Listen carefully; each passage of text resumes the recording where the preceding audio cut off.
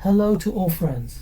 Look, the issue that happens in VoIP systems is that the user manually activates the Do Not Disturb mode on their phone, and by enabling this Do Not Disturb feature, it prevents the user or anyone trying to call that extension from being able to connect. It becomes a one-way situation. That is, the call to the intended extension will be shown as busy or engaged, but the person who owns that phone and is the client can still make outgoing calls. To solve this problem, which is very common and keeps happening, the best thing for admins is to be able to quickly resolve this issue. This is to go into the phones panel and check the DND section, which is done like this on Yealink phones. We will now proceed to enter the specific IP address section of the desired phone.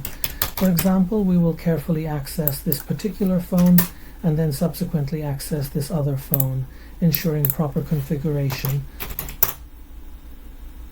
In the features section, we will now scroll down the page, and right here you can clearly see the DND Do Not Disturb section. This is enabled. This has been enabled by the user.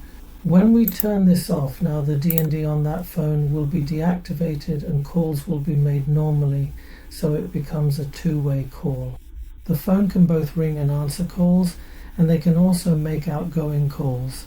Thank you very much for watching the video.